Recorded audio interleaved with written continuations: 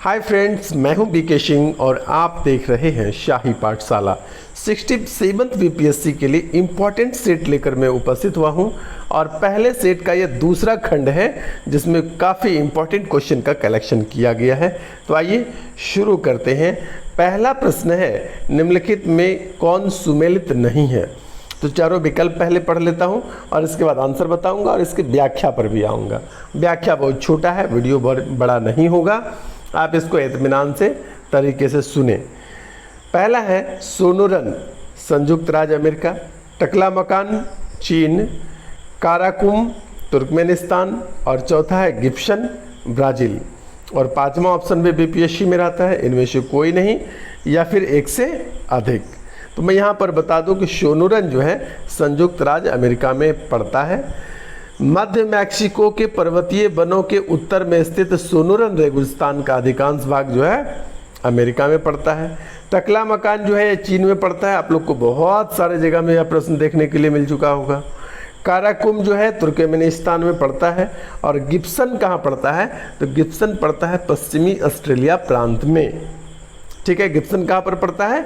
पश्चिमी ऑस्ट्रेलिया प्रांत में। यही आपका विकल्प जो है गलत है, लेकिन उत्तर आपको पूछा है कि कौन सुमेलित नहीं है, इसलिए आपका उत्तर क्या हो जाएगा? विकल्प डी।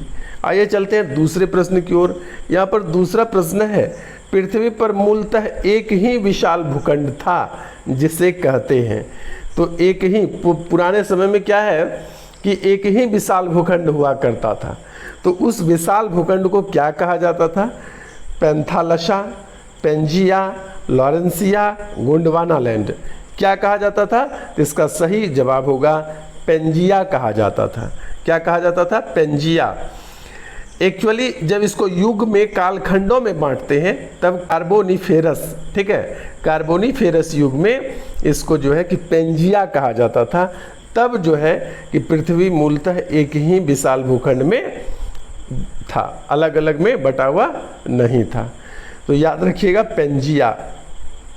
अब आइए नेक्स्ट, तीसरा है, मंगल और बृहस्पति की कक्षाओं के बीच सूर्य के चारों ओर परिक्रमा करने वाले सैल के छोटे छोटे टुकड़ों के समूह को क्या कहा जाता है? उल्का, धूमकेतु, उल्कापिंड, क्षुद्र ग्रह। क्या कहा जाता है? तो ये आप लोग जानते होंगे, मैं उम्मीद करता हूँ। इसको क्षुद्र ग्रह कहा जाता है। तो मंगल और बृहस्पति की कक्षाओं के बीच में कई छोटे छोटे टुकड़े हैं जो कि सूर्य की परिक्रमा करते रहते हैं, उसको क्या बोलते हैं? क्षुद्र ग्रह कहते हैं। आइए चौथे प्रश्न की ओर चलते हैं। भारत में प्रथम न्यूक्लियर ऊर्जा स्टेशन की स्थापना जो है कहाँ की गई थी? थोड़ा थोड़ा वर्ड मिस्टेक के लिए आप इग्नोर करेंगे इस बात को। तो कहाँ की गई थी? तो सबसे पहले जो है 1969 में तारापुर, महाराष्ट्र में किया गया था। ठीक है, और यह न्यूक्लियर ऊर्जा स्टेशन की स्थापना रूस के सहयोग से किया गया था। ठीक है, आइए चलते हैं पांचवें प्रश्न की ओर। पांचवा प्रश्न है, निम्नलिखित में से मिट्टी का कौन सा वर्ग भारत में सर्वाधिक क्षेत्र पर फैला है?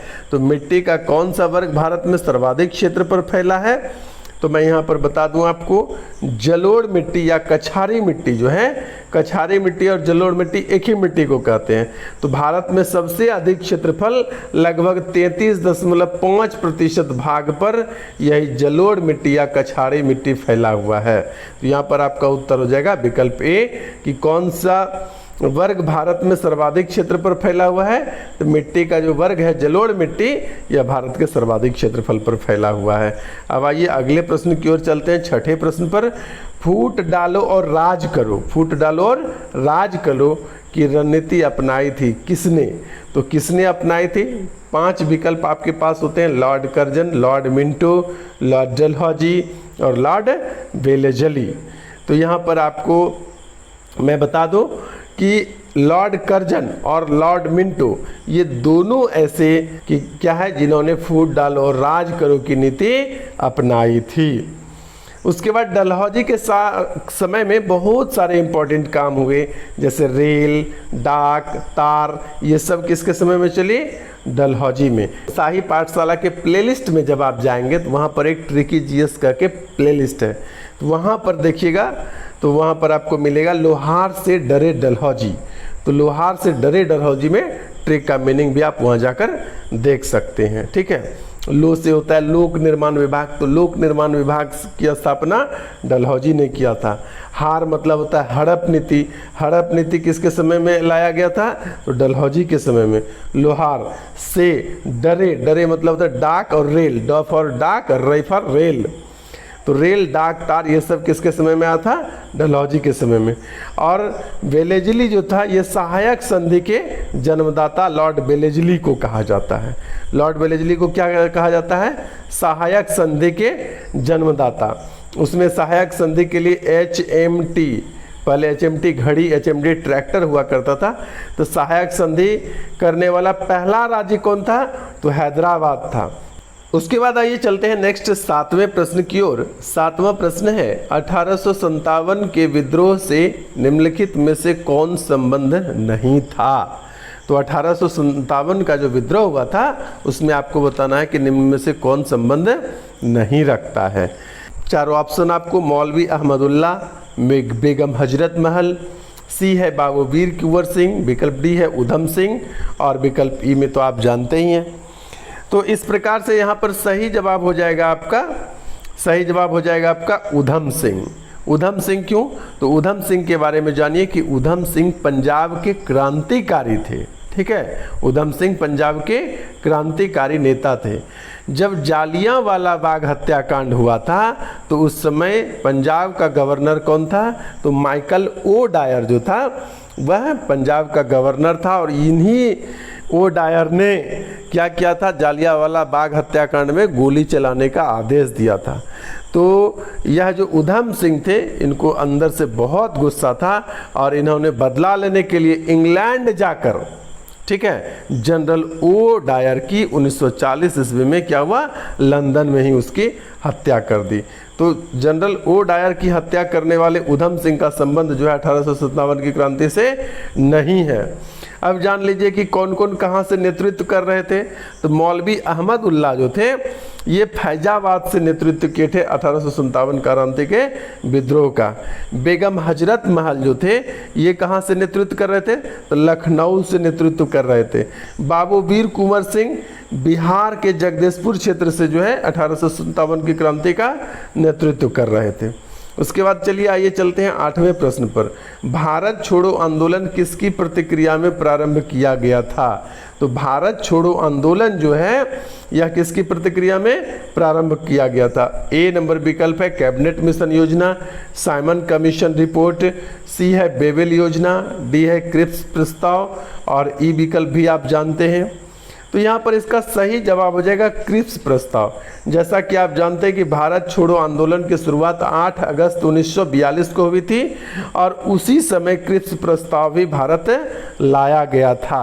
तो सन 1942 में क्रिप्स प्रस्ताव के आने का प्रभाव जो था, उसकी प्रतिक्रिया जो थी, जिसके कारण भारत छोड़ो आंदोलन की शुरुआत हुई। कैबिनेट मिशन योजना भारत कब आया था, तो 1946 में आया था। साइमन कमीशन का रिपोर्ट भारत कब आया था, तो 1928 में आया था।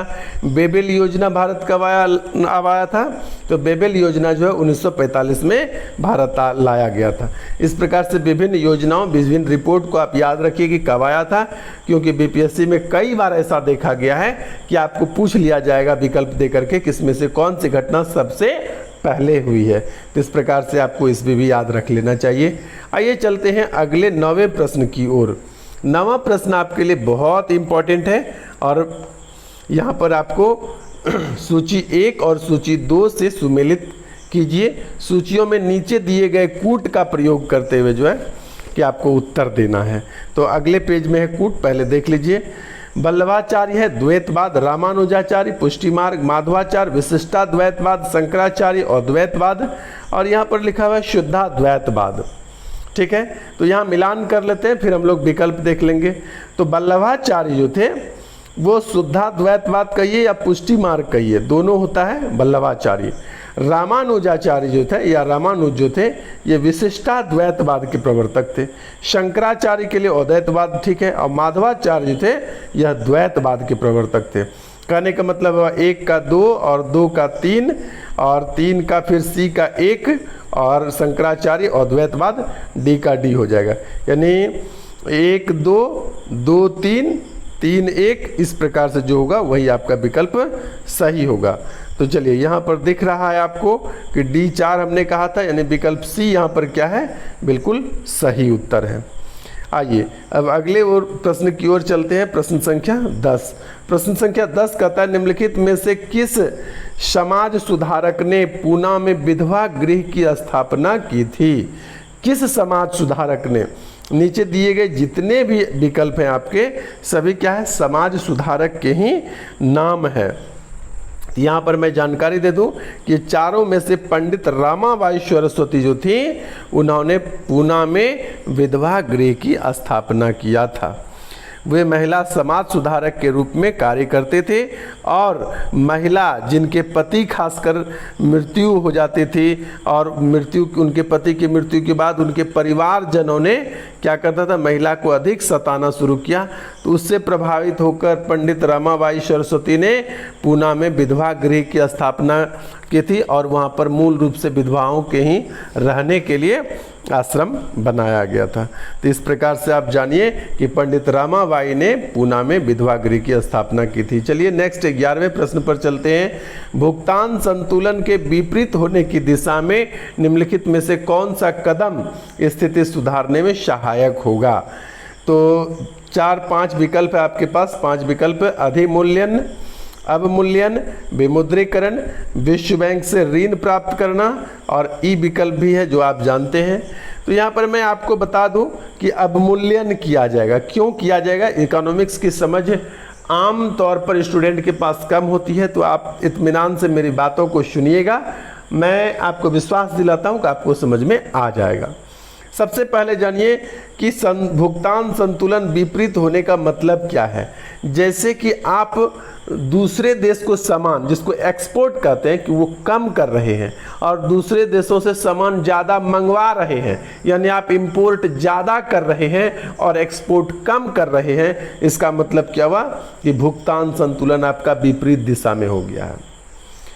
भुगतान संतुलन की स्थिति कब होगी? जब आप ज़्यादा वस्तु को विदेश भेजेंगे और कम वस्तु मंगाएंगे तो उसको बोलेंगे भुगतान संतुलन की स्थिति। यहाँ पर पूछा है विपरीत होने की दशा में आप क्या करेंगे। तो कैसे आपका वस्तु कैसे ज़्यादा बिकेगा? बिकेगा तो तब ना जब आपकी वस्तु का मूल्य कम होगा।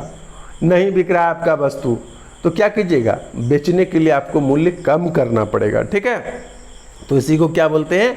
मूल्य को कम करने की स्थिति को अवमूल्यन कहा जाता है। मैं उम्मीद करता हूँ आप समझ गए होंगे। आइए चलते हैं 12वें प्रश्न पर। यह भी अर्थशास्त्र का प्रश्न है।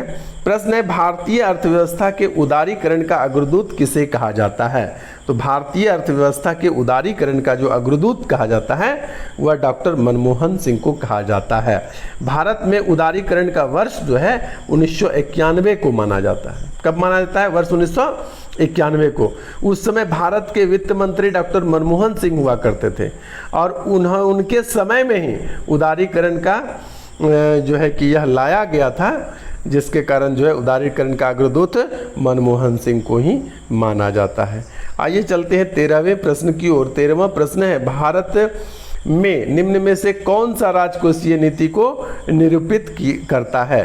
तो राजकोषीय नीति को कौन निरूपित करता है, यही प्रश्न है कि कौन राजकोषीय नीति को निरूपित करता है। आपके पास 5 विकल्प है: वित्त मंत्रालय, वित्त आयोग, RBI और योजना आयोग। इनमें से कोई नहीं, उपयुक्त में से एक से अधिक। तो कौन निरूपित करता है राजकोषीय नीति को? तो राजकोषीय नीति को निरूपित करता है वित्त मंत्रालय। ठीक है, राजकोषीय नीति को कौन निरूपित करता है? तो वित्त मंत्रालय। जबकि मौद्रिक नीति यदि पूछ दिया जाए, यहाँ पर लिखा है राजकोषीय नीति, तो आंसर हो जाएगा वित्त मंत्रालय। यदि आपसे पूछ दिया जाए कि मौद्रिक नीति को कौन निरूपित करता है, तब उत्तर हो जाएगा आपका RBI। ठीक है, मौद्रिक नीति को निरूपित करेगा RBI और राजकोषीय नीति की निरूपित करेगा वित्त मंत्रालय। अब आइए चलते हैं 14वें प्रश्न की ओर। हमारा 14वां प्रश्न है भारत में घाटे की वित्त व्यवस्था किसके संसाधनों को बढ़ावा देने के लिए उपयोग किया जाता है? तो भारत में घाटे की वित्त व्यवस्था किसके संसाधन को बढ़ावा देने के लिए किया जाता है? तो भारत जैसे देश में घाटे की वित्त व्यवस्था का मुख्य उद्देश्य है आर्थिक विकास को बढ़ावा देना। किसके लिए? तो आर्थिक विकास को बढ़ावा देने के लिए जो है, आर्थिक विकास को बढ़ावा देने के लिए भारत में घाटे की वित्त व्यवस्था को जो है बढ़ावा दिया जाता है। ठीक है, अब यहाँ पर एक बात आपको जानना चाहिए, वो क्या है? तो विकासशील देश में विकास योजनाओं के वित्त पोषण के लिए यह आवश्यक हो जाता है, जबकि विकसित देश में क्या होता है? घाटे की जबकि विकसित देश में घाटे की वित्त व्यवस्था जो है अवसाद की स्थिति को दूर करने के लिए लाया जाता है। ठीक है, अब चलिए 15वां प्रश्न हमारा है, रात में देखने हेतु किस तरंग का प्रयोग किया जाता है? हम लोग साइंस में आ गए हैं, शायद ये फिजिक्स का क्वेश्चन हो सकता है, क्योंकि कलर को पढ़ रहे हैं। ऑप्टिक्स जब आप पढ़ते हैं तो यही सब पढ़ते हैं। तो फिजिक्स में है कि रात में देखने के लिए किस तरंग का प्रयोग किया जाता है? रेडियो तरंग, सूक्ष्म तरंग, अवरक्त तरंग और परावैज्ञानिक तरंग। तो यहाँ पर सही उत्तर हो जाएगा आपका अवरक्त तरंग। रात में देखने हेतु किस तरंग का प्रयोग किया जाता है? अवरक्त तरंग का। उसके बाद अब नेक्स्ट है 16वां प्रश्न है, हैलोजन में सबसे अधिक अभिक्रियाशीलता किसकी होती है? फ्लोरीन की, क्लोरीन की, ब्रोमीन की, आयोडीन की, या इनमें से कोई नहीं, उपयुक्त में से एक से अधिक। तो यहाँ पर सही जवाब हो जाएगा फ्लोरीन की। ये क्रम से ही दिया हुआ है, अभिक्रियाशीलता जो है कि सबसे अधिक होगी फ्लोरीन की, उसके बाद क्लोरीन की, उसके बाद ब्रोमीन की, उसके बाद आयोडीन की। ये क्रम से ही दिया हुआ है। ठीक है, अब चलिए चलते हैं पीएच मान की ओर। लिखा हुआ 17वां प्रश्न में, मानव रक्त का पीएच मान कितना होता है? 8.4, 6.4, 2.4 या 7.4, या इनमें से कोई नहीं, उपयुक्त में से एक से अधिक। तो इसका सही उत्तर हो जाएगा मानव रक्त का पीएच 7.4 होता है। अच्छा, 8.4 किसका पीएच मान होता है? तो 8.4 जो पीएच होता है वो समुद्री जल का है। समुद्री जल का पीएच 8.4। और दूध का पीएच कितना होगा? दूध का पीएच होगा 6.4। और सिरका का पीएच कितना होगा? सिरका का पीएच वैल्यू होगा 2.4। और रक्त का पीएच कितना होगा? 7.4। तो इस प्रकार से आप सभी को याद रखेंगे। आइए चलते हैं अगले 18वां नंबर प्रश्न की ओर। किसी परमाणु का गुण धर्म जो है निम्नलिखित में से किस पर निर्भर करता है? परमाणु का जो गुण धर्म होता है, क्या अभिक्रिया करेगा नहीं करेगा, यही सब गुण धर्म है परमाणु का। तो वह किस पर निर्भर करता है? प्रोटॉन की संख्या पर, इलेक्ट्रॉन की संख्या पर, न्यूट्रॉन की संख्या पर, या संयोजी इलेक्ट्रॉन की संख्या पर? तो इसका सही जवाब हो जाएगा आपका संयोजी इलेक्ट्रॉन की संख्या पर। एक्चुअली बाहरी कक्षा में उपस्थित इलेक्ट्रॉनों की संख्या को संयोजी इलेक्ट्रॉन कहते हैं। और आप लोग जानते हैं कि जब कोई भी परमाणु क्या होता है कि जब अभिक्रिया में भाग लेता है तो उसके सबसे बाहरी कक्षा में उपस्थित इलेक्ट्रॉन की संख्या ही उसमें भाग लेता है। चाहे किसी भी प्रकार का बॉन्ड बने, अभिक्रिया में भाग लेगा बाहरी कक्षा में ही उपस्थित इलेक्ट्रॉन। क्योंकि आप जानते हैं कि अभिक्रिया में भाग क्यों लेता है परमाणु? तो अष्टक प्राप्त करने के लिए। ठीक है, बाहरी कक्षा में यदि 8 इलेक्ट्रॉन हो जाता है तो वह अभिक्रिया में भाग लेना बंद कर देता है। तो इस प्रकार से यहाँ पर संयोजी इलेक्ट्रॉन का मतलब होता है बाहरी कक्षा में उपस्थित इलेक्ट्रॉन की संख्या। तो परमाणु का समस्त गुण धर्म जो है उसके संयोजी इलेक्ट्रॉन पर ही निर्भर करता है। आइए चलते हैं 19 नंबर प्रश्न। ये लिखा हुआ है एड्रिनल ग्लैंड स्थित होता है। एड्रिनल ग्लैंड कहाँ पाया जाता है? तो एड्रिनल ग्लैंड का हिंदी यदि आप जानेंगे तो फिर आप इसका उत्तर जान लेंगे। पहले चारों पांचों विकल्प देख लीजिए। गला है, लीवर है, वृक्क है, अमाशय है, और ई नंबर है उपयुक्त में से कोई नहीं, उपयुक्त में से एक से अधिक। तो इसका सही उत्तर हो जाएगा वृक्क, क्योंकि एड्रिनल ग्लैंड का हिंदी होता है अधिवृक्क ग्रंथि। तो जिस ऐसे इस प्रकार का रचना है हमारे वृक्क का, ठीक है, इसके ऊपर में जो इस प्रकार से होता है यही अधिवृक्क ग्रंथि है। और वो कहाँ पर पाया था अधिवृक्क ग्रंथि? किडनी पर, वृक्क के ऊपर। ठीक है, तो एड्रिनल ग्लैंड कहाँ पर पाया जाता है? तो अधिवृक्क ग्रंथि पर। गला में कौन कौन सा ग्रंथि पाया जाता है? तो गले में पाया जाता है आपका 2 ग्रंथि है गले में। एक होता है थायराइड ग्लैंड, दूसरा होता है पाराथायराइड ग्लैंड। ठीक है, लीवर कहाँ होता है? लीवर आप जानते हैं कि अमाशय में जब ड्यूडिनम वाला भाग है वहाँ पर लीवर पाया जाता है, इससे पित्त रस स्रावित होता है। वृक्क आप देख लिए। उसके बाद है अमाशय। तो अमाशय आप जानते हैं कि भोजन करते हैं तो अमाशय में जाके कुछ देर के लिए ठहरता है, जहाँ से रेनिन और क्या है, रेनिन का स्राव होता है और एक HCl का स्राव होता है, हाइड्रोक्लोरिक अम्ल का स्राव होता है। आइए चलते हैं 20वें प्रश्न पर। आप जानते हैं बीपीएससी में 10 की संख्या में मैथमेटिक्स भी होता है। हालांकि ज़्यादातर मैथ क्या होता है वो आसान होता है, लेकिन फिर भी आपको सही समय के अंदर उसे बनाने के लिए आना चाहिए। आइए चलते हैं सबसे पहले मैथमेटिक्स पर 20वां नंबर प्रश्न पर। एक समकोण त्रिभुज ABC, इस प्रकार से एक समकोण त्रिभुज है ABC, ठीक है। इसमें कोण B जो है समकोण है, ये जो कोण B है ये समकोण है, ये A हो गया और ये C हो गया। कहता है AC भुजा और BC भुजा की जो खींची गई माध्यिका है, यहाँ पर से जो आप माध्यिका खींच रहे हैं और यहाँ पर से जो माध्यिका खींच रहे हैं, तो दोनों माध्यिका अभी आपको जैसा फिगर में दिखाई दे रहा है कि 90 डिग्री पर नहीं कटा है, लेकिन इस प्रश्न में कह रहा है कि एक दूसरे को यदि 90 डिग्री पर काटेगा तब तीनों भुजा का अनुपात क्या होगा। तो इस तरह से जब बनाकर आप देखेंगे तो इसका सही उत्तर होगा 1:√2:√3, ठीक है। और चलिए आप चलते हैं आज के 21वें प्रश्न पर, जो दूसरा मैथमेटिक्स है आपका। निम्नलिखित दी गई संख्याओं में से कौन सी एक संख्या जो है पूर्ण वर्ग नहीं हो सकता है। तो इसको बनाकर नहीं देखना है, क्योंकि जब पूर्ण वर्ग क्या होगा, अंतिम संख्या में वर्ग वाला ही होना चाहिए। जैसे 1 का स्क्वायर करेंगे तो आपका 1 ही होगा, 2 का स्क्वायर करेंगे तो 4 हो जाएगा, 3 का स्क्वायर करेंगे तो 9 हो जाएगा, 4 का स्क्वायर करेंगे तो लास्ट का डिजिट 6 हो जाएगा, 5 का स्क्वायर करेंगे तो लास्ट का डिजिट 5 हो जाएगा, फिर 6 का स्क्वायर करेंगे तो लास्ट डिजिट 6 हो जाएगा, 7 का स्क्वायर करेंगे तो लास्ट डिजिट 9 हो जाएगा। यानी किसी भी संख्या का यदि स्क्वायर करेंगे तो लास्ट डिजिट आपका 2 नहीं आएगा। इस प्रकार से हम इसको उत्तर ले सकते हैं बी। अब आइए चलते हैं आज के 22वें नंबर पर, जहां मैं आपके लिए करंट अफेयर्स सेट किया हूं और बहुत इंपॉर्टेंट करंट अफेयर्स सेट किया हूं। करंट अफेयर्स क्या है, विश्व स्वास्थ्य नेटवर्क द्वारा किस बीमारी को महामारी घोषित किया गया है। तो विश्व स्वास्थ्य नेटवर्क के द्वारा जो है, पांचों विकल्प सुन लीजिए पहले, chikungunya, monkeypox, sickle cell और स्तन कैंसर, या उपयुक्त में से कोई नहीं, उपयुक्त में से एक से अधिक। तो आपको पता होना चाहिए कि विश्व स्वास्थ्य नेटवर्क जो है कि हम मंकी पॉक्स को जो है कि महामारी घोषित कर चुका है।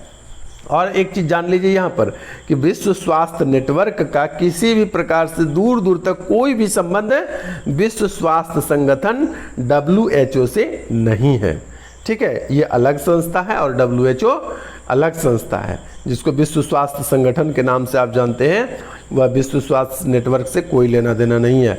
विश्व स्वास्थ्य नेटवर्क एक नई संस्था है जो कोविड के समय में स्थापित किया गया है, ठीक है। आइए चलते हैं आज के 23वें प्रश्न की ओर। 23वां प्रश्न है, शिकागो यूनिवर्सिटी की रिसर्च के अनुसार बिहार के किस जिले की औसत आयु में सबसे ज़्यादा घटी है। औसत आयु सबसे ज़्यादा घटी है बिहार के किस जिले का। ये शिकागो यूनिवर्सिटी ऑफ रिसर्च का कहना है कि सिवान जिले का जो है औसत आयु बहुत तेज़ी से घटा है, ठीक है। आइए चलते हैं आज के 24वें प्रश्न पर। भारत और किस देश के बीच द्विपक्षीय सैन्य अभ्यास संप्रति X आयोजित होता है। तो संप्रति X जो है भारत और किस देश के साथ आयोजित होता है। आपके पास 5 विकल्प है, श्रीलंका, UAE, बांग्लादेश, नेपाल और उपयुक्त में से कोई नहीं, उपयुक्त में से एक से अधिक। तो इसका सही जवाब हो जाएगा संप्रति X जो है भारत और बांग्लादेश के बीच द्विपक्षीय सैन्य अभ्यास आयोजित होता है। अब आइए चलते हैं आज के अंतिम प्रश्न की ओर। आज का अंतिम प्रश्न है, निम्न में से कौन सा देश G20 ट्रोइका में शामिल नहीं है। यहाँ पर मैं बताऊंगा कि ट्रोइका होता क्या है। तो G20 ट्रोइका में कौन शामिल नहीं है, भारत, इंडोनेशिया, इटली, सऊदी अरब। कौन शामिल नहीं है, तो इसका सही उत्तर हो जाएगा सऊदी अरब जो है ट्रोइका में शामिल नहीं है। आइए समझते हैं पहले कि ट्रोइका होता क्या है। ट्रोइका वो होता है कि 3 देश, जैसे कि 2023 में G20 का जो सम्मेलन होना है भारत में होना है। और भारत में कहाँ होना है, पहले था प्रस्तावित दिल्ली में होगा, लेकिन वर्तमान में भारत कुछ होशियारी के तहत क्या किया है कि G20 शिखर सम्मेलन को जम्मू कश्मीर शिफ्ट कर दिया।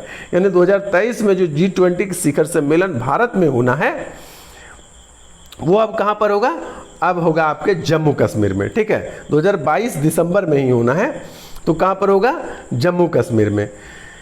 अब ट्रोइका क्या होता है, ट्रोइका क्या होता है कि इटली में यह हुआ था ठीक है। और भारत के बाद कहां पर होगा? इंडोनेशिया में। तो तीनों देश आपस में G20 के लिए क्या होता है कि आपस में कुछ सलाह मशवरा, एक दूसरे से जानकारी का आदान प्रदान जो है, एक्सपीरियंस का आदान प्रदान करते रहते हैं, जिस कारण से इन तीन देश के समूह को ट्रोइका कहा जाता है। ठीक है। तो भारत इसकी मेजबानी करने जा रहा है।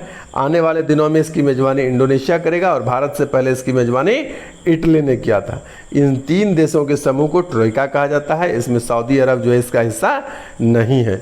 ये था हमारा आज का सेट फर्स्ट का, यानी पहले सेट का दूसरा खंड था ये। और एक एक खंड में मैं 25-25 प्रश्न को लाता हूँ। उम्मीद करता हूँ आप लोगों को मेरा यह प्रश्न बहुत पसंद आया होगा। बने रहिए शाही पाठशाला के साथ। आज के लिए इतना ही। धन्यवाद।